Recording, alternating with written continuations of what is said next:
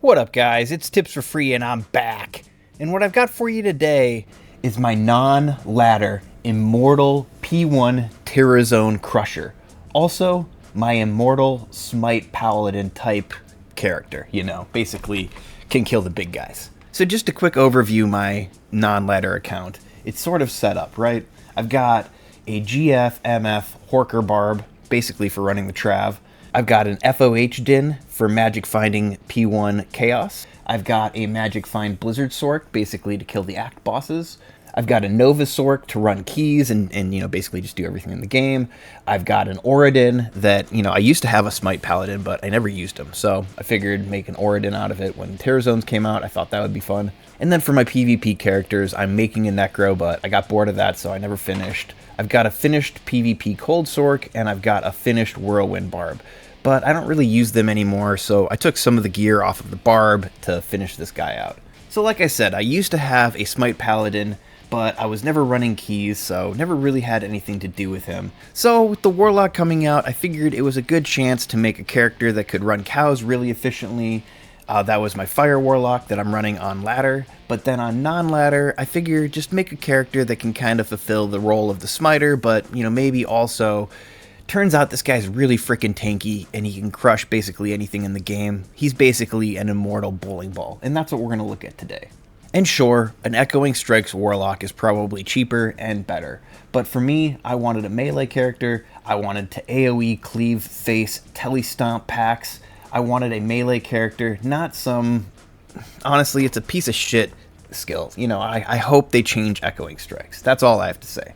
But basically, the whole class is busted in half. The Demon Tree as support is absolutely crazy. The most powerful 1-point wonders you can literally get in the game. It has more survivability than any class, so making a melee character makes a lot of sense out of a Warlock. Think about it like this. You start out at a 3-to-1 Vita to health ratio. That matches the Paladin and the Assassin, so you're already, you know, more tanky than most of the classes in the game. On top of that, now you've got Sacrifice Demon, which gives you a crazy buff to damage regardless of your build, and it gives you 30% more health. So now your base numbers are higher than even the Barbarian. That's crazy. And then on top of that, you have a Bound Demon who tanks for you, stands in front of you wherever you go, takes your shots for you, draws aggro. On top of that, you get damage reduction up to 60, maybe 70%, depending on your skills. It's 2% per level, flat out. 2% damage reduction every soft point into it. It is absolutely crazy, broken.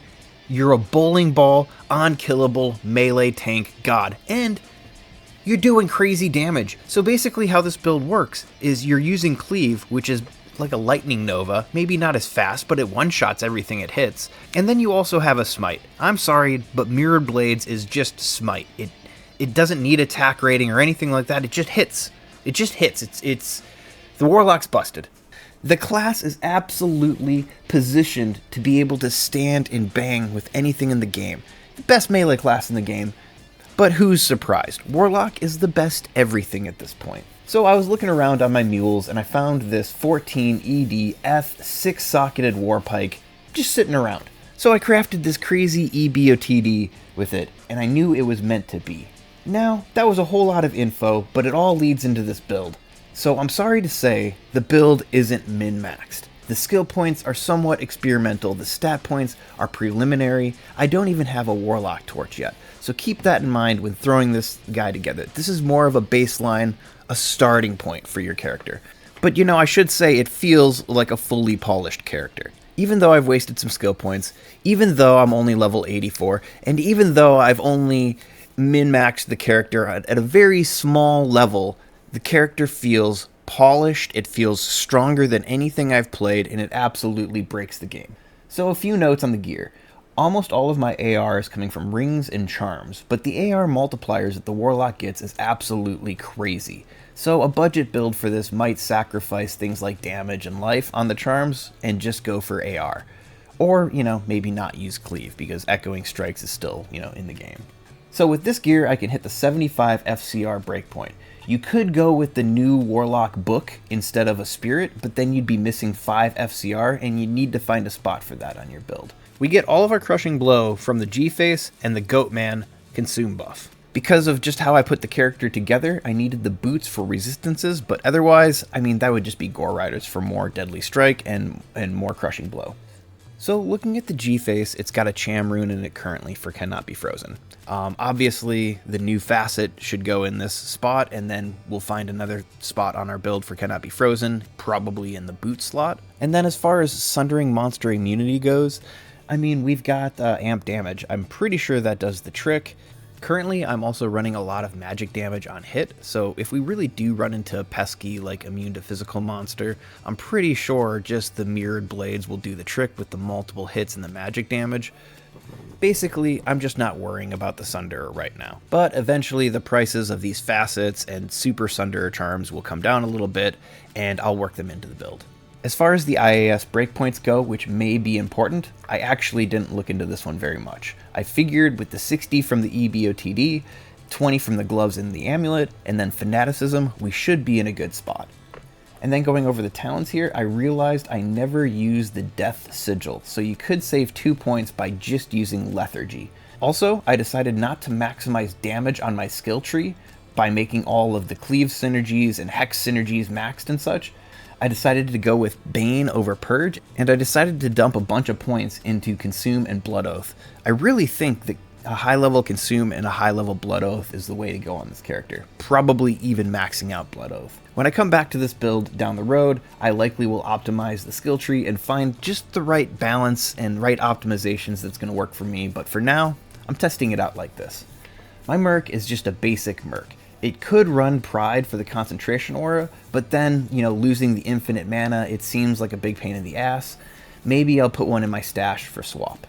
He also runs Duress because it's cheaper than Fortitude, but also it has Crushing Blow. And then, yeah, just the Andariel's Visage, pretty basic stuff. He's using a Holy Freeze aura instead of the Might aura, which I'm not sure is correct. But the Holy Freeze seems to combo with Lethargy, making bosses' action speeds completely just stopped. It's hilarious. And finally, our Bind Demon gives us access to amp damage and fanaticism. This provides huge bonuses to damage.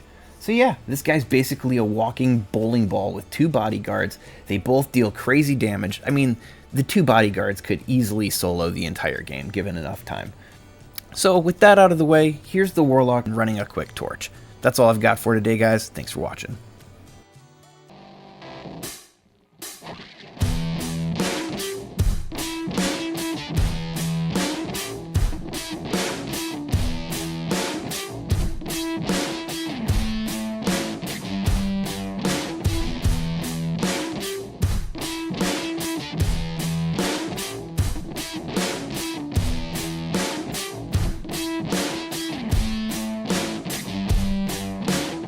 I wanna do my own thing, but I think I followed a trend.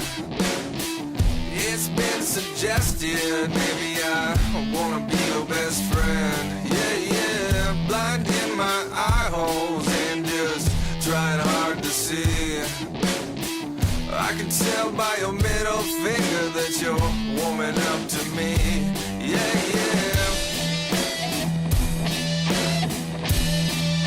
Satisfaction, yeah.